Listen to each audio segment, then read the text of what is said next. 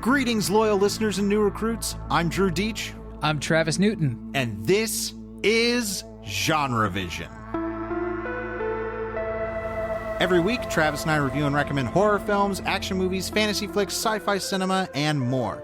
And we are concluding Alien Invasion 2.0 month with Attack the Block versus The World's End. And I'm just going to say right out, this may be the most difficult versus episode we have ever done in the history of Genre Vision. But before we get to that, we do have a few calls to action this week. We want to let everybody know that the final cut of our new episode of Finflix on the 1977 Italian film Tentacles is up and available for everybody to listen to. We had Scott Weinberg on as a guest, and we had just an absolute ball. It's one of the most fun I think we've done in this season, if not during the entire run of Finflix. So go check that out. And we want to let you all know that there is something very, very special going on for our Patreon subscribers right now. I can't reveal what it is, but it is something that is going to influence the schedule of the show in the coming months. And if you want to be a part of that, become a subscriber at patreon.com/genrevision. It's just $5 a month. You will get access to the loads of bonus material that we make, which include weekly pre-shows. We do monthly extended currently consuming episodes. We do special stuff like pitch party episodes. And we have this other initiative that we just started that I think is going to be really cool. I'm very excited, and the response to it has been awesome. And if you want to be a part of that, just go over to patreon.com/genrevision. And I think the only other thing we want to say is that if you dig what we're doing here on the show, we really could use some reviews on the Apple Podcast Store. If you do listen to the show and have not yet reviewed us on Apple Podcasts, it would be a huge help. It would help us climb the rankings and help the show become more discoverable to more listeners. So again, go to the Apple Podcast Store on your Mac, your PC, or your iOS device and give us a star rating and a brief review. If you do so, we will make sure to read your review on the next episode. Again, thanks in advance. Okay, it's time to close out Alien Invasion Month 2.0 with kind of what I guess you could say is our English UK versus episode of Attack the Block versus The World's End. I guess we should start with Attack the Block because it came out 2 years before The World's End. And it's a really interesting story, I think, with Attack the Block because it didn't, as far as I know, did not get any real distribution over here in the U.S. Not any big distribution. I know it played some festivals, and Sony was handling theatrical distribution here in the States, but it was never a huge release. Like I don't think I was able to go see it. I was waiting on a VOD release for it. Same. And I eventually did buy it on Blu-ray, but I'm glad I saw it that year because it was one of my favorite films of the year, if not my favorite film of that year. Yeah, I think especially upon this rewatch, it might very well be one of my favorite films of the previous decade. So the basic story of Attack the Block is that there is a gang of teenagers in South London that open the movie mugging a young woman played by Jodie Whittaker. The leader of the gang is named Moses, played by John Boyega. And after this mugging, all of a sudden, an alien falls out of the sky and they kill it. And don't worry, more aliens are coming. This is an incredibly small scale movie, but this is one of my favorite things about genre filmmaking, and in particular lower budget genre filmmaking, is if you are truly creative and smart, it does not matter the scale of your story because you can find extremely interesting, engaging, and exciting things to do with your movie. And Attack the Block may be one of the greatest examples of this. Sure. It is definitely a small scale movie. And I read reviews. I wanted to kind of get what the initial reaction was to the film. And I was reading reviews today that said it looked cheap and amateurish. And I'm like, if you think Attack the Block looks cheap and amateurish, you have not seen enough horror films. You've not seen enough movies. Period. But I mean, this was coming from professional film critics, and this is a load of bullshit. This movie looks great. This is the directorial feature debut of Joe Cornish, who to date has made only one other movie, The Kid Who Would Be King, which I have not seen. And I believe this is also produced by Edgar Wright. Yes, Edgar Wright does have a producer's credit on it. As far as what Wright's role was actually in production, I don't know. I know that he has a commentary track with Joe Cornish on the Blu-ray, and I don't believe I've listened to that yet, although I probably will this weekend. But as far as what his role was in the production, I don't know. It may have just been to get his name on the thing so that it would be a little bit more popular. So that he could sort of put his stamp on it. This is certainly Wright kind of, if not necessarily at the height of his influence and power, certainly close to it. And Attack the Block is an extremely simple story if, like I say, you boil it down. But like the best genre fiction, in that simplicity are layers of complexity, whether that's in the filmmaking, the writing, or the performances. And the ingenuity. One of the things that Travis and I talked about when we were watching the movie is that there is basically one hallway set that they have to reuse a bunch of times because the majority of this story takes place in a apartment building, this big block, as they call it. Right. Well, it's something that's important to note about this movie is that it takes place in what's called a council estate building. This is public housing. Right. So it's all low income residents. The cast for the film was actually sourced from public schooling and drama classes around council estate sort of neighborhoods. So, there's a lot of authenticity in that casting, and it comes across in the movie. Oh, for sure. And so much of the movie, like what I was talking about with this hallway set, showcases that we don't have a lot to work with, but what we're going to work with, we're going to make it feel fresh and invigorating and new every time we come around to it, particularly with this hallway set. And this is a movie that knew, both conceptually and in construction, where it needed to spend the majority of its money, and that is on monsters. The first monster that we see is a practical monster. It's actually a little person in a suit. And, our lead, Moses, played by John Boyega, has a fight to the death with it. And there are some cuts of this thing, real tight close-ups on its face while Boyega is beating it to death. And it's like, this little monster is really, really great looking. The other monsters, the sort of main monsters in the film that we eventually learn might be the male monsters. They are about the size of a gorilla and a wolf mixed together. They are pure black, dark black, as in like there is no detail on them. Their fur absorbs all the light in the room. The only kind of detail on them is you can see sort of spiky fur on their outlines, and you've got the glowing blue teeth. That's the only thing that gives it dimensionality. The introduction of this, in which we see one of these male creatures jump down from a playground set, we hear it kill a dog, we see its silhouette come up over the horizon, and they think what they're looking at are its eyes. And then somebody says, "That's not its eyes, bruv." And all of a sudden we realize these are its fangs, that this is basically all this creature is going to be, is a shadow with teeth. I think the creature design in Attack the Block is something that monster design in general needs to learn from, because when we were watching it, Travis made the great observation that these monsters are literally pure silhouette. Yeah, well, they were designed based on a specific silhouette. That's what Joe Cornish wanted for the film. It's like, okay, this monster has to cut a very specific, and he wanted a simple silhouette. So it's this sort of quadruped thing that has sort of an ape-like movement to it, or a dog-like movement to it. And, they had monsters on set, and you can see some of the practical monster elements in some of the shots, but most of the monsters were replaced in post.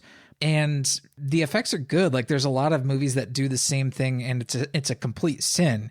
For instance, The Thing 2011. But the way that they do it here, by removing all of the detail out of the monster and just making it essentially a void on screen, and sort of refreshing the texture of the fur and making it spike out in ways that they wouldn't have been able to do with a practical monster, that's awesome. The way that they animate the mouths and the way that the mouths actually track on the creatures is beautiful. It's perfect. This is the kind of movie where the visual effects, even though they're so simple, deceptively simple, are pretty much perfect. And that's because the only real detail is is in the mouth. Like they don't have to worry about, making sure that the creatures look great under any sort of light conditions because they're always just going to be jet black. Right. They don't have to worry about lighting the creatures in a certain sense of the word because they absorb light. And more so, this movie knows how to shoot its monsters so that it never feels boring. Because with a design like this, I think it'd be very easy to shoot this in a very boring way. It doesn't. There are so many so many shots in the movie that are consciously aware of like we need to do something different than what you've seen with the monster before. Like that hallway set that we see a dozen times. There's a long tracking shot that's moving overwards, and we see the corner of the end of the hallway way in the distance, and for just a second we just see the monster's head peek out and we can see just a little bit of glowing eyes. I'm like, oh, it's great. Or a shot where you will have the monster in the background out of focus, and again all we can see is the light coming from their jaws. It's incredible, necessary work that people need to see when they think about how do you show a monster in a genre film. Sure. Yeah. And the mouths are incredibly expressive. They do everything with regards to emotionality and, getting the monster's anger and the rage and all. Like they're awesome. Or like a great moment where they kill one of the monsters and the fangs dim. Yeah. Yeah. The fangs actually turn black and they lose their light. So this alone is masterful stuff. But then we get to the script and the story and the metaphor and allegory that are going on in this. This is a movie that is brazenly, unavoidably political. Yeah. And since it came out in 2011, the kind of discourse around the movie at the time wasn't as political, I think, as the movie was inviting it to be. Like 2011 was a different time, very much in film discourse and just pop culture discourse, in general. I feel like if this film came out today, the kinds of political takes we've been seeing on it would be way, way more on point. And, it's important to note that this is a film a lot about Black culture in South London. And it was written and directed by Joe Cornish, who's a white guy. I would even say less about Black culture as it is just poorer culture, of low income culture, of kids that are, and of course that is associated with, Black communities, because that's just what we've done. Right. And this is talked about directly in the movie. Moses talks about this. Yes. Well, this is what, because we've talked about movies on here, and I'm going to bring up two examples. And I did this when Travis and I talked privately, but I want to get it on record, is that when we did the movies Knives Out and Black Christmas, we talked about our issues with how those movies handled their political feelings and what they wanted to explore. And I think we both felt that both of those movies didn't succeed in those arenas for very specific reasons. And that is that they prioritized messaging over storytelling. Yeah, and the way that they encapsulated their messaging was in a specific vernacular. Sure, it was very, very directly and knowingly topical. It was. I'm not going to make this all about Black Christmas and Knives Out, but the reason I bring it up as a comparison to Attack the Block is, as I say, Attack the Block has so much stuff going on it that has clear intended socio-political feelings, but it is never a movie that feels like it's beating you over the head with a message and trying to make you feel morally superior for forgetting what that very clear message is. Yeah, and there are certain hot button catchphrases in both of those movies that seem like, oh, Twitter politics is leaking. Right. And I think you and I find the Twitter politics discourse to be barely tolerable, if at all, on Twitter, and certainly not something we want to see in a whole bunch of popular movies. And so that gets tough to deal with, I think. And that might just be a specific quirk for you and me. This is brazenly political, and there is a specific vernacular that most of the leads are speaking in, and that's this, South London dialect. And Joe Cornish did a lot of research on the sort of structure of that, but he also had a lot of input from his actors, because his actors were all, primarily from the area. Mm-hmm. They knew people, or they themselves grew up speaking in this sort of largely a Black dialect. that authenticity comes across sometimes at the expense of clarity. And that's because you and I are white Americans, more than likely. We just don't quite understand. There's a lot of, movies, for instance, that are in Scottish English that are nigh undecipherable if you don't speak Scottish English. So subtitles help. They do. You talk about actors, and before we have to, we're doing a versus, so we can't talk as much as we'd like to necessarily about both of these movies, but we have to talk about John Boyega because obviously we got wrapped up in Star Wars, and I feel, especially after rewatching Attack the Block, that I hope somebody is able to use John Boyega the way he needs to be used, because there is no question that watching Attack the Block, you see a movie star in John Boyega in this movie. Get every time this movie gives him a close-up, he's not mugging, he's never capital A acting. This is a movie star you're seeing, because his character, Moses, is very often soft-spoken, or I shouldn't say soft-spoken. He's a man of few words. Yes. Yeah. The other kids tend to be kind of motor-mouthed, and he's the one, sort of quieter leader one. He looks the oldest. He's the tallest. And he is not given a deep backstory in the film. He's kind of sketched out, but Boyega's performance actually fills in a lot of the cracks or the blanks, because it's a complicated role. Moses is a complicated figure. We see him mug a woman at knife point in one of the opening scenes of the film. This is somebody that Sam, the white nurse character played by Jodie Whittaker, has to come to learn about more and empathize with.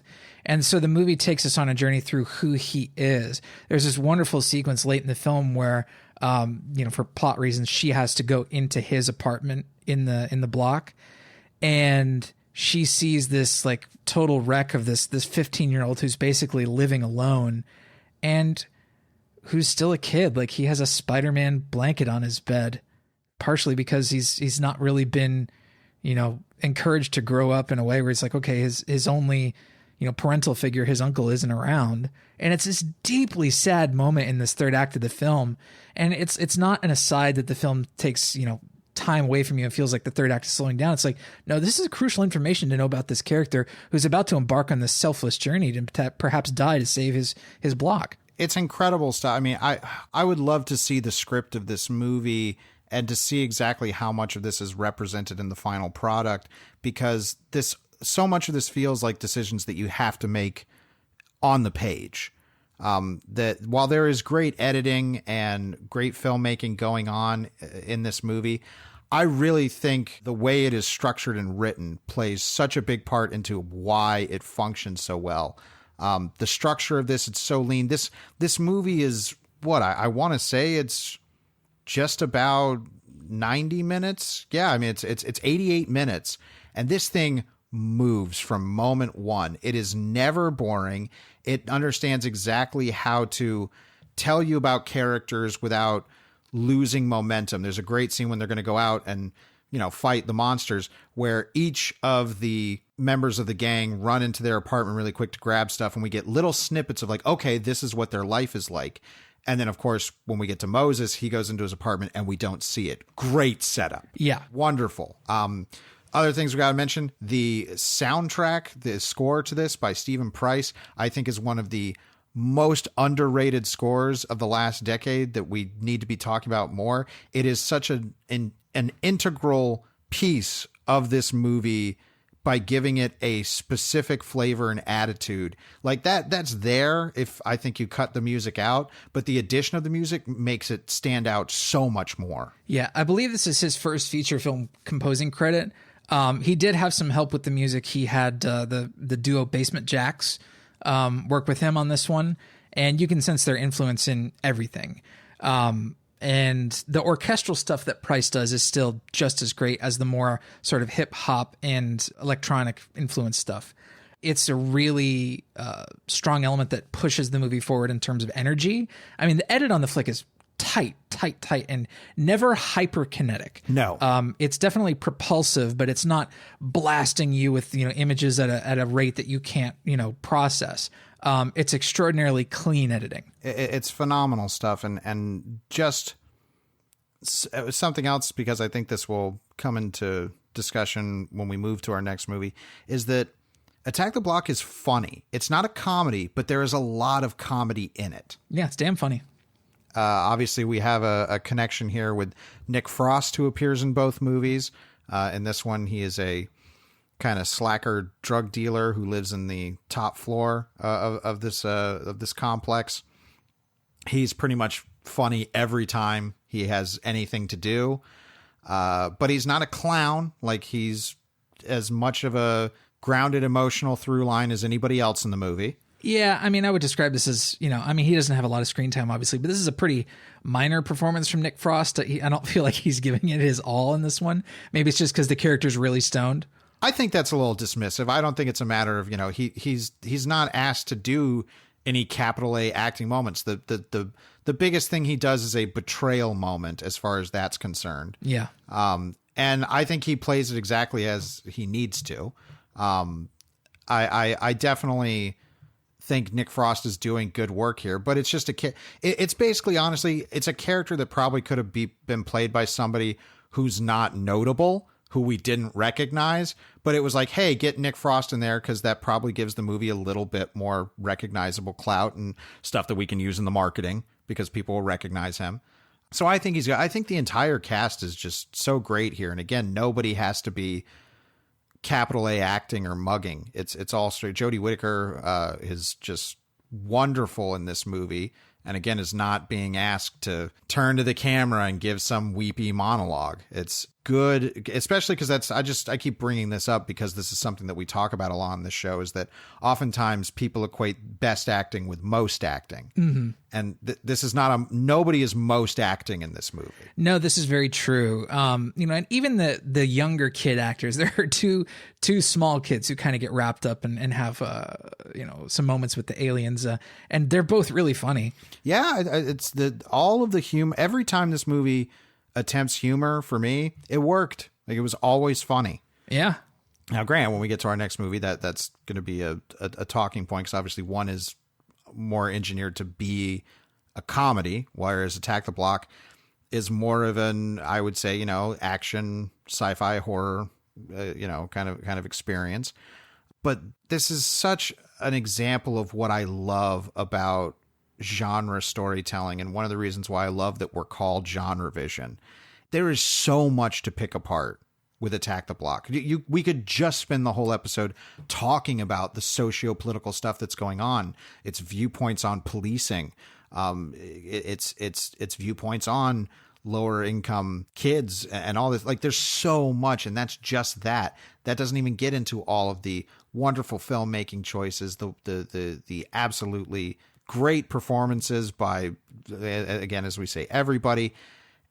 And at the end of the day, and this is something that I, again, hold genre fiction in high regard, is if you just want to enjoy it on the basest level possible, it more than functions. It does. It may not deliver exactly what American audiences would want out of a movie like this, because it's politically and morally and, and all of these things, like, way stickier. A dog dies in like the opening 15 minutes of the movie, and they just kind of move on. It's like a little bit heartless in that moment. It's kind of, it's a brutality sort of implied in that, like, yeah, dog's dead, moving on. Well, here's the thing. It's a brutal movie. And unfortunately, a lot of that brutality has been scrubbed from mainstream American cinema, mm-hmm. because there's a feeling that is not what people want to see when they go to the movies as far as this kind of experience. Because here's, like, these kids get killed in this movie. Yeah, kids die hard, like gory deaths too. Nobody dies easy in this movie. Yeah. It is always incredibly, I shouldn't say incredibly because that'll put some, Eli Roth image in people's brains. They always die effectively violent. Yeah, I mean, the gory gags are nothing to sneeze at. Nobody gets like eviscerated or anything like that, but people get their faces eaten off and shit, and we do see it. A dude gets his neck ripped out, and it's a wonderful, just, simple gore gag. It's great. There's an elevator full of dead bodies and dead monsters at one point, and a character covered in blood. I believe one of the kids gets his head just chopped off. Yeah. And just spins and hits somebody else. Yeah, it's pretty nasty when it wants to be, which is most of the time. And then suffice to say, like, the ending is really complicated. Oh, that's putting it lightly. Yeah, it gives you this like heroic moment because Moses is able to save the day and and repel the aliens. But then it doesn't allow him to walk off into the sunset. It's an ending that leaves some threads hanging and doesn't simply brush away the kind of tragic figure it paints Moses to be. Like, that tragedy is still with him and defines him, and he could face consequences because of things that were out of his control and things that were in his control and decisions that he made. The character whom he mugs in the first act at knife point, she eventually comes around and says, oh, don't arrest those boys. They protected us. They saved us. But at the end of the movie, we're still not sure what's in store for Moses. And it's not a setup for a sequel.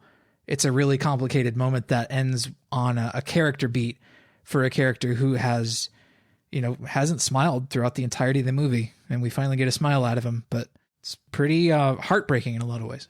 It is. And I think unintentionally that ends up being a through line to these two movies that we did. And I think we can shift gears here to The World's End, because I knew that Attack the Block had some complicated stuff, and like you're saying, heartbreaking stuff. I knew more so that was a factor with The World's End, which I saw in theaters when it came out. But now, revisiting The World's End, this is an intensely sad movie. It's gotta be the saddest movie Edgar Wright has ever made. Yeah, I would probably say that's true.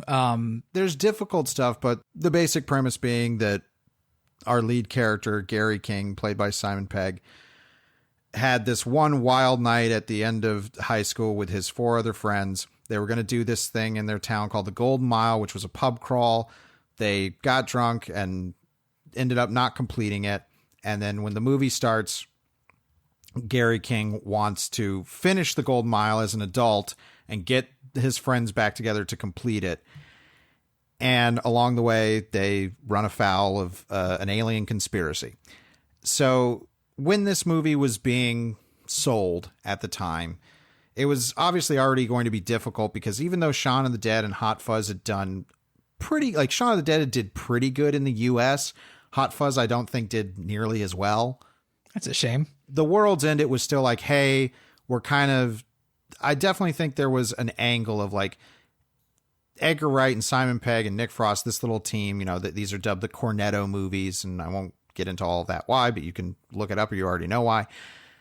The World's End, in a way, feels very separate to me from Shaun of the Dead and Hot Fuzz in regards to, it almost feels like a reflection upon those movies, and it's the reflection that you can only achieve with age, because The World's End is a much more so than Shaun of the Dead and Hot Fuzz.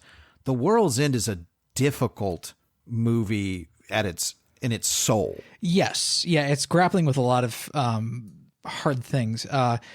Simon Pegg and Edgar Wright both have writing credits on this movie. And this is, in a very literal way, Simon Pegg dealing with his own alcoholism.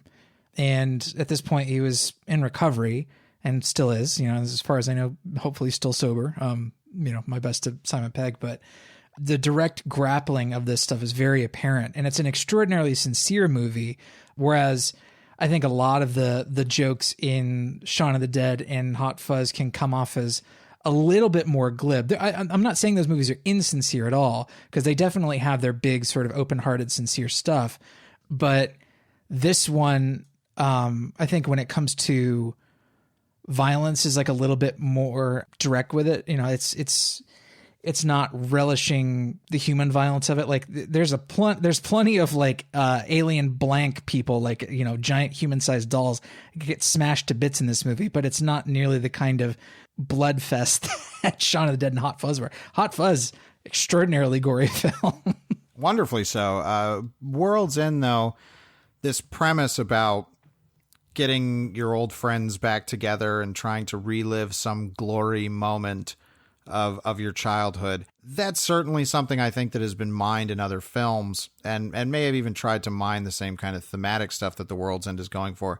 But this one is kind of making a more, I don't know how else to say this. I think it's making something of a crueler statement to people who view, I shouldn't say people, I should say young men and men in general, who view their youth and their vitality and their recklessness as something to be idolized. And The World's End directly confronts that and says, look, these are attractive ideas and we understand why they are attractive, but that doesn't mean that they aren't extremely damaging.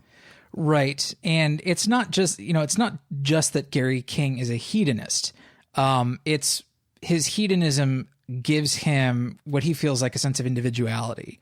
The big argument in this, because this is a body snatchers movie, it's like the collective is coming to get us. We're going to be absorbed by the collective. And that's at the heart of every body snatcher story. Right. And it's implicit always, or sometimes directly stated like in Abel Ferrara's Body Snatchers, but it's implicit always that it's about the individual disappearing and being absorbed by this mindless collective or the collective hive mind. And here it actually gives us a protagonist who is so deeply rooted in his own individualism that it is killing him. He wants to be totally unique, doesn't want to get caught up in, his adult life. I guess you'd call him a man-child. That almost feels like... That feels reductive for what Gary King, because they do a great job of fleshing this character out. This isn't an archetypal character. This isn't a sketched out character or a really, really simple cut character like with Moses. There's a lot of backstory here. And to cover that backstory, the first sequence in the film is this very long flashback sequence that's told in, like 16 millimeter snippets. And they cast all of the main players with younger versions who all look great. It's fantastic casting. Yeah. And once we get into Gary getting the band back together and they all get together and they return to their hometown of Newton Haven and we start to realize that something's going on. Like you said, this is a body snatchers movie and the aliens have replaced people. And it's funny because after we had watched Abel Ferrara's Body Snatchers earlier this month, Travis and I have been talking about Body Snatchers, the movie and the concept for like the last 2 weeks. Yeah, we've been kind of obsessed with it. Yes, it's been just a constant thing that we keep bringing up. And we not realizing or not maybe necessarily intending that we picked World's End like, oh, this is a Body Snatchers movie. And some of the things that we talked about in potential our own ideas about a Body Snatcher story are present in The World's End. One of those being that this collective is trying to assimilate people. It's actually saying it's like, oh, we're happy with people who want to volunteer to become these robots, but we view that if the less people that we can assimilate, the better our job is. And one of the things that they do is that they are, as Travis put it, grooming humans to want to be replaced by these they don't like being called robots, but by these, well, I think they call them blanks. Well, that's the derogative term that they come up with, but they say, I think, silicants or something like that in the end. But these artificial life forms. Yeah. And there's a really interesting thing here to talk about, like, oh, well, what is appealing about being part of a collective? Which for Gary King, his whole thing is he views the collective as proper adult society, and he rebels against that. Right. Everybody the same, everything the same, nobody having, nobody experiencing joy, emotions muted. Like his pursuit of happiness, he feels would not be possible if he were to assimilate into adulthood. And what's really powerful about this is these are romantic ideas that we hold in fiction. Yeah, and particularly in American culture. Yes, very much so. And this movie is really chipping away at that. What's interesting when we get to the ending of it, but it is really exploring. It's like, well, what is the cost of this mindset? Mm-hmm. And the cost for Gary King is so tragic.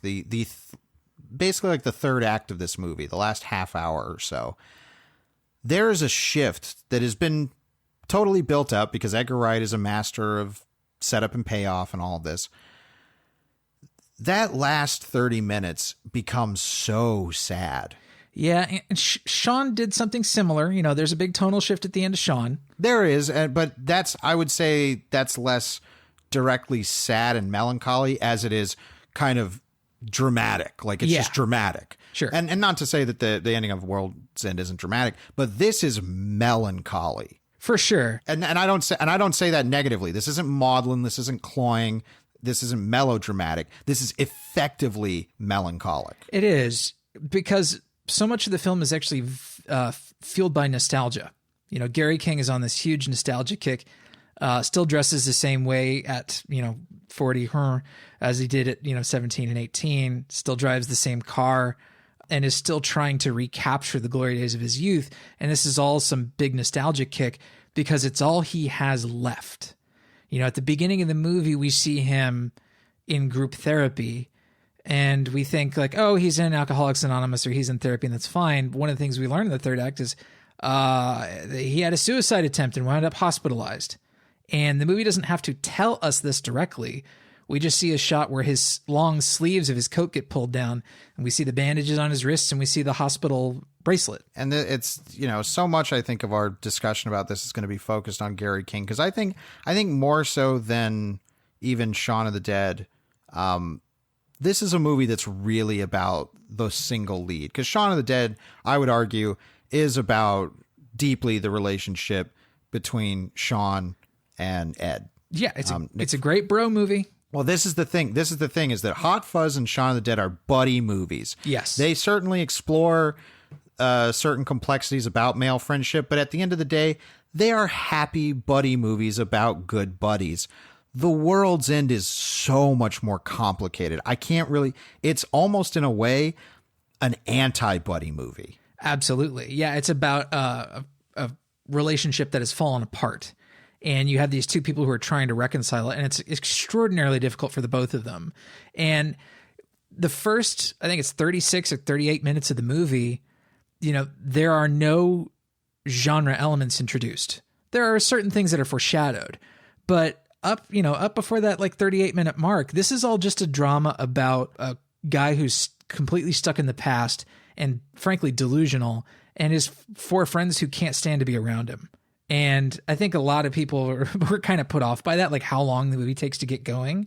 But I think the drama of it is managed so effectively that I'm in. Like there's nothing about those first 36 minutes that bothers me, even though it's taking its time. So and it's not a terribly long movie either. No, I agree. It's I think it manages itself well.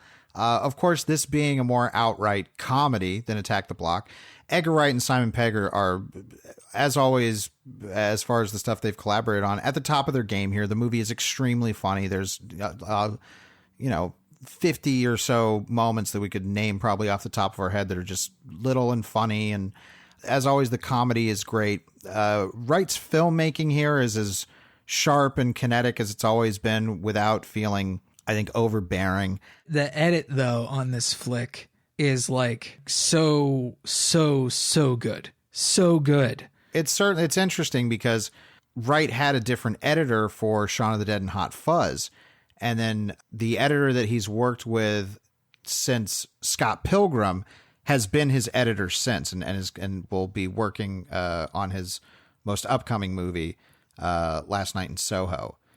And I definitely think that the energy that Wright had kind of burst onto the scene with, that he kind of made his own, is so much more refined once he got together with this editor. His name is Paul Mackless, I believe.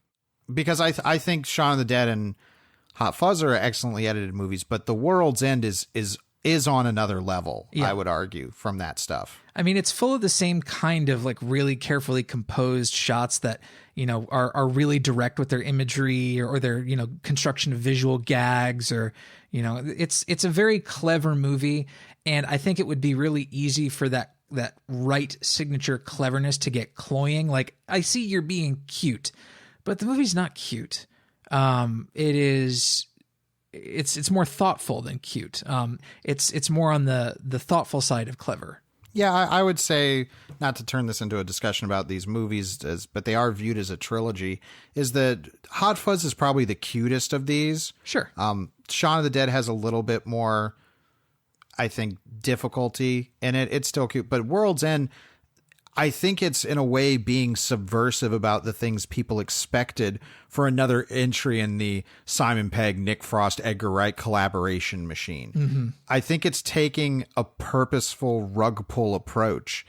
And I think still you'll get very enjoyable things from the movie that you expect. Like, we haven't really talked a whole lot about the aliens themselves and these replicant beings, as they call them, blanks, which is great. I mean, that's just that fun genre writing that Wright is able to do, and that it's like they're trying to come up with a name to describe these things, and they don't. So they're like, nothing anybody has said in the last 20 minutes has been better than Smashy Smashy Eggman. Yes, which again, there are tons of these lines that are just extremely funny, and so they end up with blank. And the aliens in this, which it's an absolute body. I wish I had my trivia track, which I love about the Edgar Wright Cornetto movies. And I think he does it for all of his movies, because I know that there are tons of body snatchers things in here, just from the conception of the story, but also even, when they start chasing them over the town, when they open up their mouths and they have the great idea to have these lights shining out of their eyes and mouths. And there's tons of shots where it's practical lights on actors in the background out of focus. Yeah. It's such a cool visual. And of course, the movie's extremely funny with some of these moments as well. Is this Wright's best looking movie? I don't know, man. That's a tough call. I'm willing to make an argument that it is. I mean, Baby Driver looks fine. It's this or Scott Pilgrim. Yeah, it's got to be this or Scott Pilgrim, and I'm willing to give it to World's End. All right, you make that I can't confirm on either side of it, but I would say it's one of those two. Mm. So here's the big thing with World's End. The majority of Travis and I's conversation when we're talking about this movie is that it turns into this very, very difficult, very, in some regards, as we had with Attack the Block, there is an unresolvedness to a purposeful unresolvedness to the emotional satisfaction one wants with this movie. There is emotional satisfaction and a climax, character beat wise, for both of the protagonists in this movie. Yeah. And both of them are triumphant, but they are tinged with despondency. Yeah. And the denouement from this film, after the big heroic moment where, Gary King is influential and convincing enough to argue for individualism and, why humans deserve to still be considered individuals and not be, absorbed into the collective, into the network. The aliens, it's such a beautiful, incredible moment. The aliens are like, fuck it. I mean, literally they say fuck it and they just leave.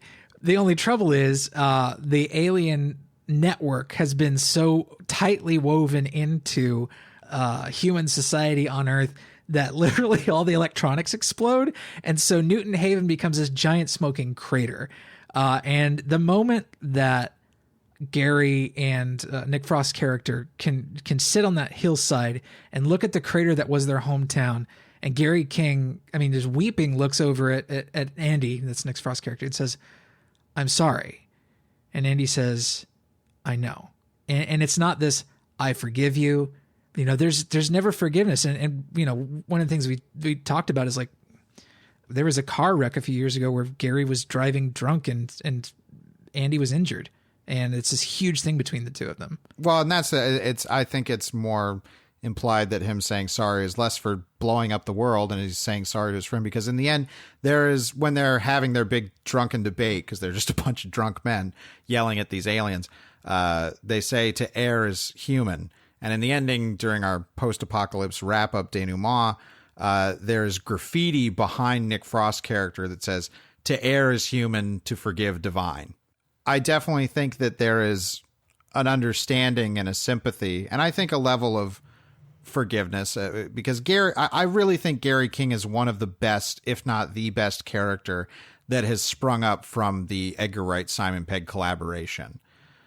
He's certainly the most complex, and the one that I think it's the most difficult to manage your feelings about, because there are so many moments when it's like, yes, I get what Gary feels, but it's clear that the movie is trying to illustrate that we sympathize and even empathize with his feelings, but we are trying to demonstrate what's wrong about them. And there's a beautiful, horrible moment in which after Andy, Nick Frost's character, sees that Gary King's, he sees the bandages on his wrist and sees his hospital tag on his wrist. Gary talks about how awful it was because Andy says, you need help. And Gary says, I got help. You know what help was? Like help sitting in a circle listening to the same people drone on about their problems. And he said, they told me when to go to bed. And he's crying about that. Yeah. And it's this powerful moment of like, I understand completely why Gary feels this way and what his problems are. Right. They call him Gary, King of the Humans, in this again, very sort of clever, not subtle, but certainly clever moment. And he's a painfully human individual with these problems that are sort of, I don't know, emblematic of humanity and the kind of flaws that we have. We want to get loaded and we want to have a good time, and we don't like other people telling us what to do. But the movie also makes this sort of sad acknowledgement that, growing into adulthood means assimilation in a large degree. You are expected to some degree assimilate into society and become what they call a productive member of society. And it's okay for that to be sad and suck. Particularly when society is as busted as is depicted in Attack the Block. These movies acknowledge that human society is far from perfect. And the argument at the end of The World's End is, Andy actually makes a concession and says, like, I think the network may have had it right, and maybe we weren't ready yet, and maybe we're not worth saving. And that sort of pessimism and that note that it goes out on is, for the Cornetto trilogy of movies, like incredibly dour, because, our buddies, Nick Frost and Simon Pegg, they don't end up together again at the end. Like I said, there's to err is human, to forgive is divine. There's no forgiveness. Andy has never forgiven Gary because he's human. And can't find it in his heart to do it. So they've split. It's a sad ending. And I can see why a lot of people came away from this movie expecting to love it or wanting to love it, and they didn't. Because it's a hard movie to love, I think, when you're trying to have a really good time. The movie is about a character who is trying to have a really good time, and the movie is telling him, like, maybe you're looking for the wrong thing in life. Because even though it does end on this very complicated denouement, the ending, which is triumphant in a sense, is that Gary King has become who he really should be. Maybe not who he wanted to be, but who he should be, in that he has given up drinking. He orders water in the end, and he is now protecting the blanks who have woken up and have now become ostracized members of society who are, we see riots against them, huge amounts of prejudice. And Gary King has decided to be the leader of a group of blanks and protect them in this dingy bar straight out of Neil Marshall's Doomsday. Yeah. And it's a wonderful, wonderful ending. Just visually, I love all of the blank lights in their eyes coming on and Gary charging the camera. But it's a much more difficult ending, especially comparatively to the other two Cornetto movies. Now, before we go to the Thunderdome, since this is Alien Invasion Month 2.0, I want to talk about the aliens in these movies. And I think we've kind of insinuated a little bit about what they mean, but they mean very, very different things, because I feel that in Attack the Block, it is very clear that the aliens are representative of systemic forces that are being used to keep lower income communities downtrodden and to kill them. There is literally a point where Moses theorizes that these aliens are created by the government and sent in to kill, as he says, black boys. I think there's something really cool in this movie is that we get a difference of perspective between like how the different characters interpret the monsters and what they mean. In the first act, after Jodie Whittaker's character is mugged by, mostly black kids, there is a bit of dialogue she has with a fellow resident about how the kids are turning into fucking monsters. The monsters, by no coincidence, are very black. Mm-hmm. Even the black characters acknowledge this. It's blacker than my cousin Femi. Mm-hmm. There is that idea. There's a definitely a discussion going on about black on black violence as kind of nurtured by the systems in place. Yes. There is literally at the end, when the monsters have been destroyed and they're standing in the foggy hallway, a character is looking down and you hear some noises and he says, "Is it more monsters?" And another character goes, "Sort of," and the police show up. Yeah. Yeah, this movie has, it deals with the police in a way that it comes from a very specific perspective, and that specificity. And I think the way that Joe Cornish was able to capture that specificity is one of the best things about the film. Now, there is sort of a complicated legacy that leaves because he is the only credited writer and he's a white guy talking about black perspectives. And I don't know how this would have improved the movie, or I don't know how it would have changed the movie, but I think it certainly would have been to the movie's advantage to incorporate a black perspective in the writing, because the movie is largely about black perspectives. There's no getting around it. You're absolutely right, but at the end of the day, that's not really our call to make. That's Black Voices' call. Absolutely. I want to hear those opinions because... Agreed. Yeah. Because I went through the Rotten Tomatoes reviews for this movie, and the number of black critics that I could identify through their thumbnails was pitifully low. Mm-hmm. And it's because I've seen it highlighted in the Shudder documentary Horror Noir, and the perspectives on that were so wonderful and glowing. And I'd like to hear more, especially because it's like, yeah, this is written and directed. I'm not trying to, win Joe Cornish woke points or anything. I don't care about that. It is more so about what does this capture that's valid about this perspective?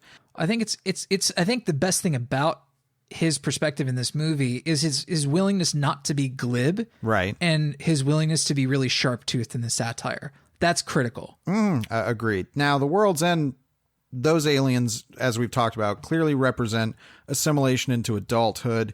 There's definitely some very corporate commentary going on here. They talk about how all these very characteristic bars and pubs that they remembered have all been turned into looking exactly the same. They've been Starbucksed, as one person calls it. Yeah.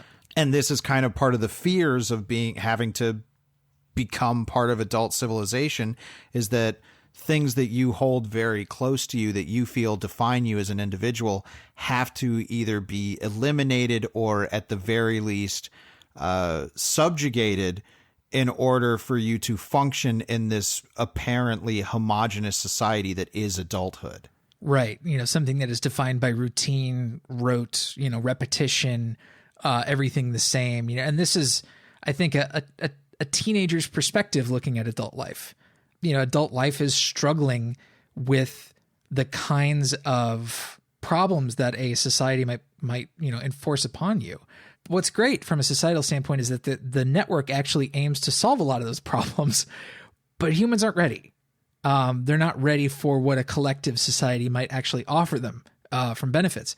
It gets rid of their rotting and sick human bodies and instead replaces them with modular, indestructible parts that don't suffer from sickness.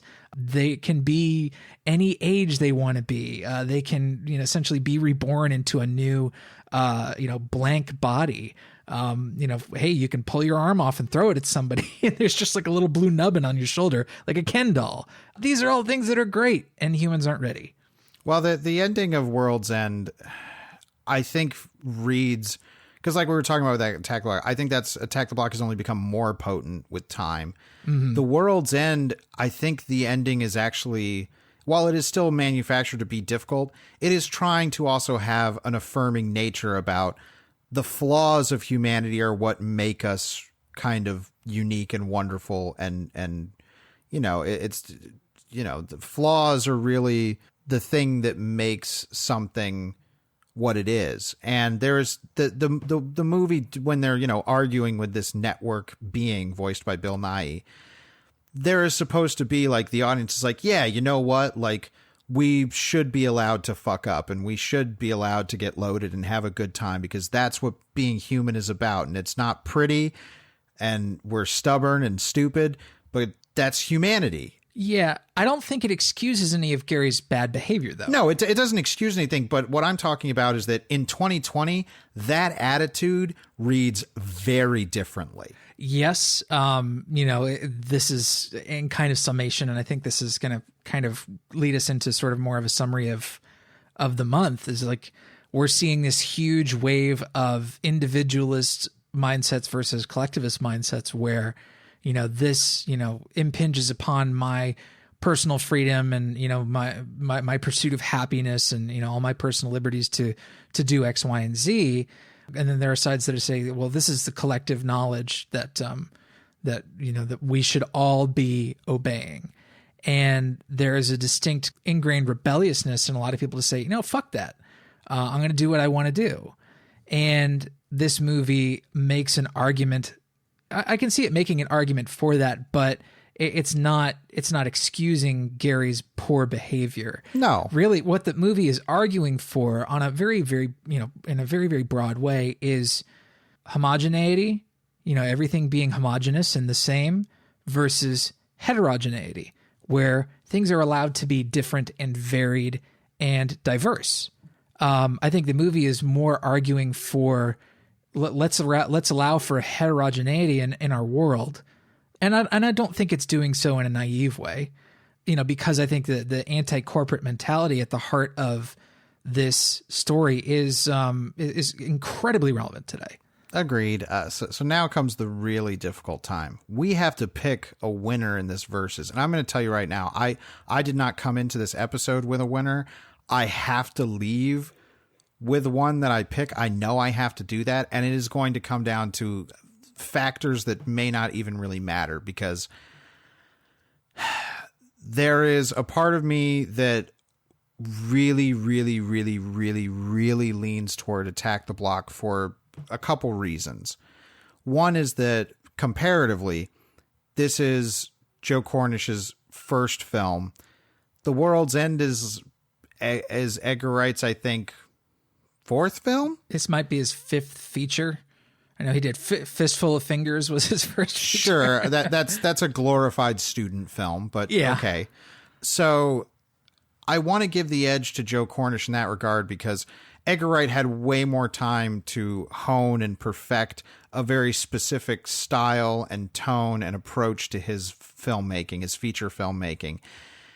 And of course, because of that, he brings all that to the table in The World's End in astounding ways. Joe Cornish, on the other hand, with right out of the gate, made something like, this is a first-time feature filmmaker who made this.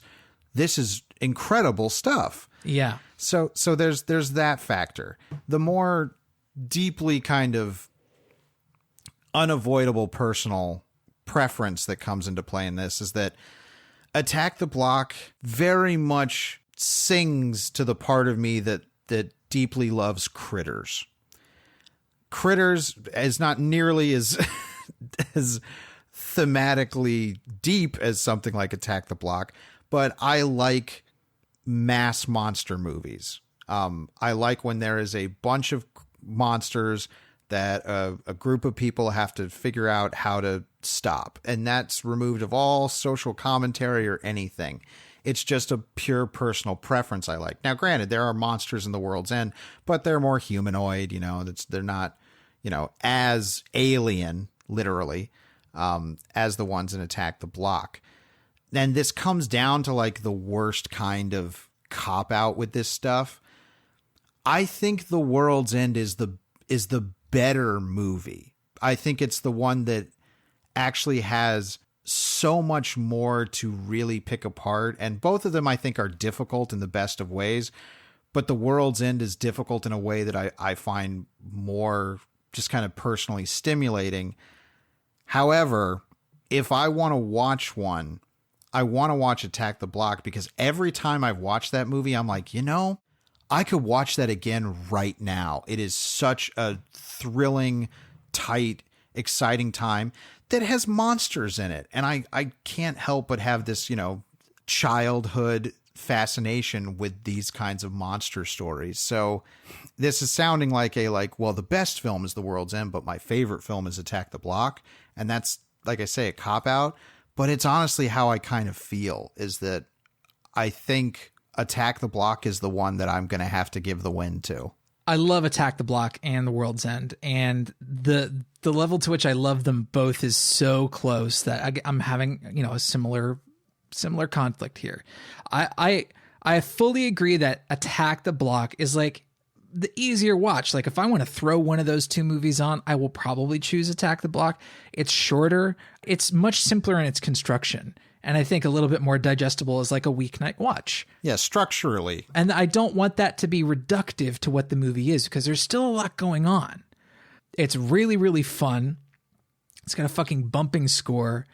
And I think it's ripe for reappraisal. I think both of these movies are ripe for reappraisal, actually. Totally agree. And you know, there's stuff going on politically in both of these movies that is like really, really cool to dig into. You know, it's definitely Wright's most political film, but when it comes to the sheer level of filmmaking finesse and expertise, like I am always in awe of how The World's End manages to execute pretty much every technical aspect of it. Like these Edgar Wright films are so satisfying to watch. You know, it's almost like playing with a fidget cube where every single side of the cube is fitted with this perfectly spinny, clicky thing that just feels good under your fingertips. That's kind of what Edgar Wright movies are doing when they're working at their best. It just clicks into place and everything feels right. So I got to give it to The World's End. Well, see that we did not plan this, listeners. So it's like, well, each of them pick one, so both of them win. You know, it's really well. I didn't have an answer until we got to this point. The real lesson you should take away from this Versus episode is if you have not seen either or both of these movies, do it as soon as you possibly can. They are phenomenal. I'd argue that they're the best movies that we covered this month. Really? Wow. Because like Body Snatchers was awesome, and then War of the Worlds was great. So Jesus. I mean, I liked pretty much everything we did except Puppet Masters, and even that was dumb fun. We had some laughs. Yeah. Yes. But yes, if you've not seen any of these movies, do it now. If you haven't seen either of them in a long time, in a while, please revisit them. They owe it. And talking about wrapping up Alien Invasion Month 2.0 a little bit, this was a lot more. We use this term all the time, and it probably doesn't mean as much to you listeners as it does to me and Travis because it's part of our own kind of shorthand, is that this was a stickier month for Alien Invasion. It got a lot more difficult and a lot more, I think, you know, partially that's to do with everything that's going on in the world right now, but also in that I think the movies we picked invited really, really difficult stuff. I mean, if nothing else, we walked away with a movie neither of us had seen before in Abel Ferrara's Body Snatchers, and it is no question going to be one of the best movies I watched this year. Yeah, I think we were way more focused on the whole body snatching aspect of Alien Invasion this time, where the invasion was not something that was, you know, flying saucers coming down from the sky and, you know, blowing stuff up. You know, we had Mars attacks, we had Men in Black, we had The Day the Earth Stood Still. And, you know, while The Day the Earth Stood Still has that sort of Red Scare feeling where it's like, oh, is the country rotting from the inside? It's still more about, you know, an external invader coming in and destroying us in more like concrete and understandable ways, you know, waging war. Mm-hmm. Signs was very much about its own, very, very much about its own thing, you know, belief and you know, faith and all that kind of stuff. But this was way more of like Body Snatchers month to me. Well, I mean, we literally had 2 Body Snatchers movies and then World's End, which it's like, oh yeah, this is a Body Snatchers movie. We didn't even think about that. Yeah. Extra even is a Body Snatcher movie. Yeah, it's certainly a body horror film in a lot of ways. I mean, the dad comes back and he got snatched and he's turned into something else. So unintentionally, we ended up picking a lot of body snatching stuff. War of the Worlds being and Attack the Block being kind of the outliers in which the aliens are just outright destructive monsters against us. I mean, War of the Worlds, that was also great. I don't want to demean it by putting it out. Like, that was a wonderful watch. I'm so glad we watched that movie. Yeah, it's great. But yeah, I would say that Attack the Block and The World's End, these are movies I already had strong feelings for from having seen them before, and this only reaffirmed those feelings. But right underneath them is Abel Ferrara's Body Snatchers, like right underneath them. It's kind of the fear of collectivism month is really what it boils down to. Yes. So we hope you enjoyed Alien Invasion Month, loyal listeners, but we do have to move on over to the shelf where we pick movies that might act as a good pairing or substitute for our main topic. And as always, we want to encourage you, loyal listener, to go to genrevision.com, comment on the post for this episode with your own shelf picks, and we'll feature them in next week's episode. Travis, what are you pulling off the shelf for Attack the Block versus The World's End? If you're looking for a body snatcher film that is not an alien film, I might recommend Little Joe. This stars Ben Whishaw and I can't think of the female lead's name, but it's a story about a genetically engineered plant that is a little bit more demanding to take care of than your average potted plant at home. But taking care of it rewards you because it puts out a pleasant smell that releases oxytocin, the love hormone in your brain. And so you develop a special bond with this plant. And I won't spoil what happens after that initial premise is established, but it goes some interesting places, and it's very, very immaculately art directed, very minimal. It does have one big choice in the movie, though, that I think might push a lot of people away, and that's the score. The score is very minimal, and it uses this extremely high-pitched whine in several scenes to make the audience uncomfortable. And I got annoyed with the whine a little bit, but I found pretty much every other aspect of the film fascinating. It's not a particularly great movie, but the reviews were, decent. And I would recommend it to anybody who's looking for a British body snatcher film that does not have to do with aliens. It's got some nice art direction. All right, nice. Yeah, it's on my radar. Well, I wanted to pick another international film, and this is not one with aliens, but I wanted to pick something with some notable monsters, something from a filmmaker that I would like to see even more from. This is Troll Hunter, a film that I need to revisit, to be completely honest, but one that was kind of a little festival darling, and more so it was a genre kind of darling. People were saying, you got to see this. This is a really fun time. It is a found footage movie, which I normally am kind of already wary about, because I'm like, this is kind of tough. But this is written and directed by Andre Overdahl, who did Scary Stories to Tell in the Dark, which we talked about last year on our Patreon. An Autopsy of Jane Doe, which fucks so hard. Yes, that movie's very good. Autopsy of Jane Doe does indeed fuck.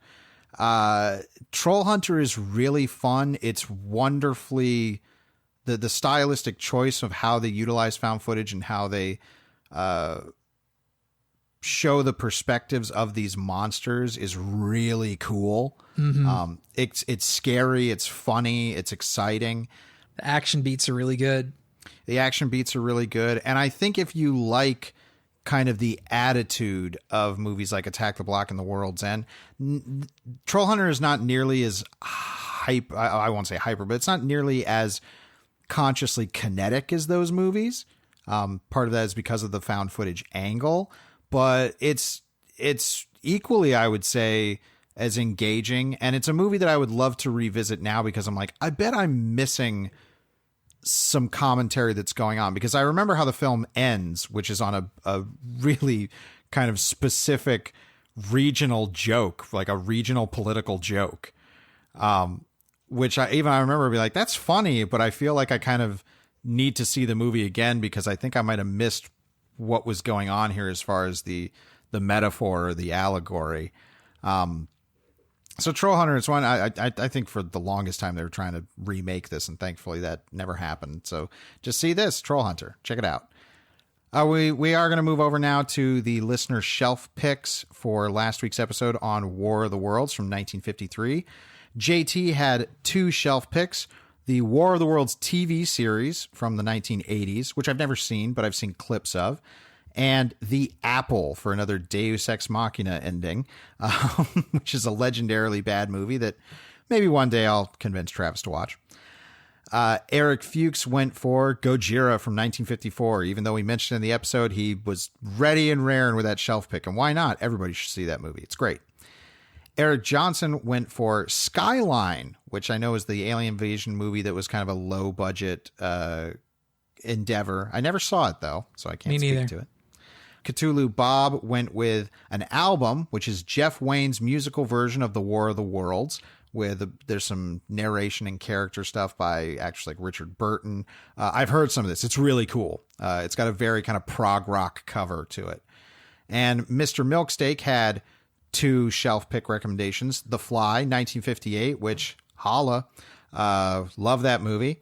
Yep. And Battle Los Angeles, which I'm not going to talk about because I don't want to demean your shelf pick, but can't say I'm a big fan of that movie, but I haven't seen all of it. So I have seen all of it, and I don't like it. Okay, so Yep. sorry. It's American military propaganda bullshit. So anyway. Okay, so that's Travis's specific take.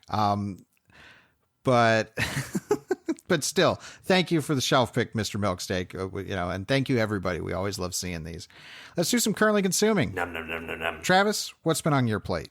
Do you want to just spend a couple minutes talking about Capone, the new Trank movie? Sure. I can't remember if I talked about this. I think I did on a episode, and I wrote a review of it.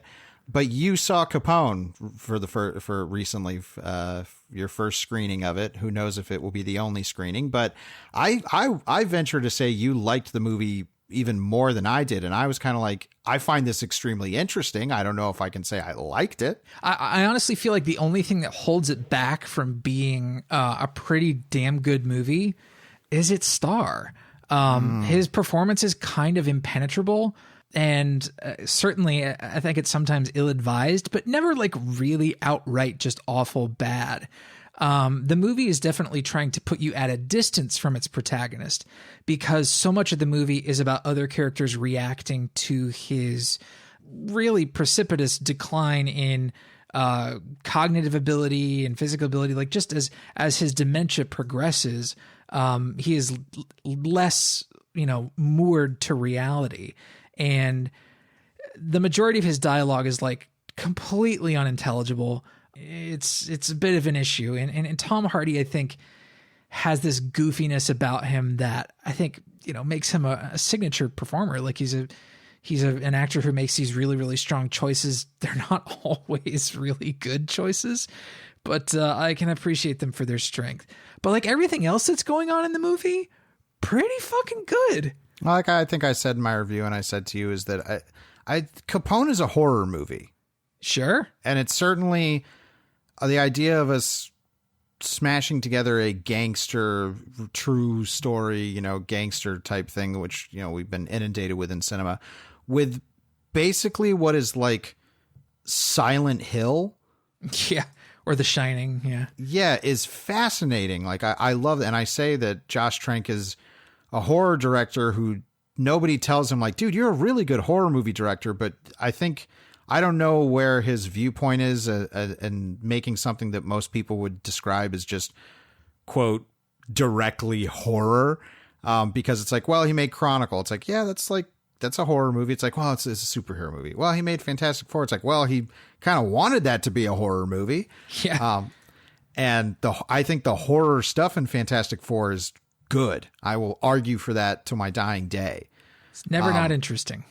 And same thing with Capone, where it's like, okay, the whole idea of taking the gangster movie model and then being like, well, I'm actually going to talk about him when he was a decrepit, dilapidated old man shitting himself multiple times in the movie and falling prey to dementia. And I think there's a lot of allegorical, I read Capone as an allegory for Trank's relationship to Hollywood, and kind of his experience in the long established opulent Hollywood movie making society.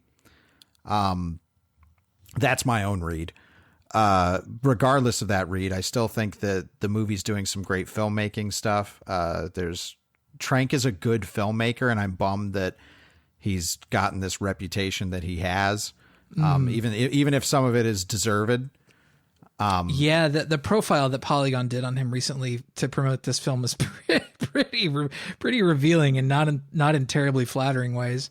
No, it was very, very honest, but that's also the kind of like Capone is that. It's like Capone is a revealing and at times very ugly and an impacting movie, and one that I think certainly I can't say it gets you on the side of its protagonist, but I think it gets to a point where you feel for him. Yeah, I mean, he's put in this headspace where he is pitiful. You certainly pity him because the movie immediately argues that there is a core of humanity in this person. Mm-hmm. And the majority of the movie, even though they never mention this word, is about legacy. It's like, what is this person leaving behind? What have I done? And he's haunted by all these specters from his past. The most riveting sequence in the movie, and it's a really fucking knockout sequence too, is he gets up and wanders one night, and he wanders into a room downstairs in his, palatial estate, and it opens up into this party where Louis Armstrong is on stage singing Blueberry Hill directly to Alphonse Capone. And there's no band backing him up. And the eeriness of that moment while everybody stands around and just watches this happen. And keep in mind, these are all ghosts, hallucinations, what have you, demons, like that stuff. And that whole sequence as it plays through into further flashback and like gets really horrifically, gorily, violent and keeps going on and on and on. You're like, oh my God, this movie's working. Oh yeah, that is definitely the standout sequence of the movie. And then Lloyd the bartender pours Al a drink. It's the same. I mean, when you say The Shining, it's like, yeah, it's that kind of a movie. I think it's a movie that I want people to see, but I can't really recommend to a lot of people. No, it takes a very specific kind of person to want to sit through this. Yeah, but I do think it's worth it. If it intrigues you at all, purely as a curiosity, I think it's worth it. But even more so, I think it showcases that, like, yeah, Josh Trank is a good filmmaker, like, and a good storyteller through the medium of film. Yeah, he was allowed to do what he wanted. There were some pretty severe limitations as far as budget because it's an independent film. But damn. Yeah, well, I mean, regardless of my feelings about Capone overall, I can say that I am absolutely tapped into whatever Josh Trank is doing next. Yeah, I'll be monitoring. Mm-hmm. So yes, I will forfeit my currently consuming time. All I'll say is that I wrote a piece that we'll link to about Batman and Robin and why I said it's good, actually. That's how I feel, and you can go read my thoughts about it. Let's wrap things up with our Comment of the Week. And this comment comes from JT, who talked about the ending of War of the Worlds, in which he says, "It does seem to me that there is something inherently unfilmable about the traditional end to this story." He says, "I haven't read the book in quite some time, but I recall it ending abruptly. This version ends incredibly abruptly." He's talking about the 1953 film. Spielberg's version ends abruptly. I'd almost argue that Roland Emmerich's cribbing of the ending for Independence Day, where he substitutes a computer virus for a biological one, has a more satisfying resolution in terms of traditional spectacle endings. And this is something that I thought would be an interesting jumping off point, because after we did War of the Worlds, and we didn't get this in the episode, I was thinking about, like, how do you end War of the Worlds? And by this, I mean, you have to in some way change the ending from the text. And I feel like the Independence Day route of making it, obviously that's wrapped up in all of the more big bombastic spectacle of that kind of movie. But I think making humans, or at least a human, the conduit for the downfall of the aliens is kind of what you would want from a traditional movie take on this story. Yeah, all that. Whether it's because the whole thing in War of the Worlds is that the smallest creatures, amoebas and all that kind of stuff that ends up, germs basically kill them. And the idea that it just happens at whatever determined time and whatever adaptation. Yeah, I mean, obviously you can listen to our War of the Worlds episode, how that we felt about that ending and how it was particularly presented in the 1953 version. But I don't know. I mean, does it negate the impact of the story? Because obviously that was Wells's intention with the text, is to say that humanity can't save itself, that we're going to have to be saved by something else. And in this instance, it is germs, which again, even in the text is like, well, God created those germs, so I guess God saved us. Thank God for germs, everybody. So that's, I think, all we got for for that, thank you, JT, and thank you for everybody's comments. I love when you guys it's hard to pick a comment of the week because every week you all are so on topic with the discussion about the movie, and it's like, oh, everybody's making really good points. So it's a good problem to have. Next week, we're going to kick off another theme month, and that is going to be what we're calling Childhood Nightmares Month. If you go to genrevision.com and click on the schedule link at the top, you can go check out all the movies we're doing. I think we have some really fun ones lined up, and we're going to kick off Childhood Nightmares Month with The Peanut Butter Solution, a Canadian film that has been kind of growing a cult following. Very interested to see how this one turns out. If you have any childhood memories of The Peanut Butter Solution, we look forward to hearing it next week. And yeah, I think that's going to wrap it up. As always, we want to thank you so much for listening. I'm Drew Deach. I'm Travis Newton. And we'll see you next week. Right here on Genre Vision.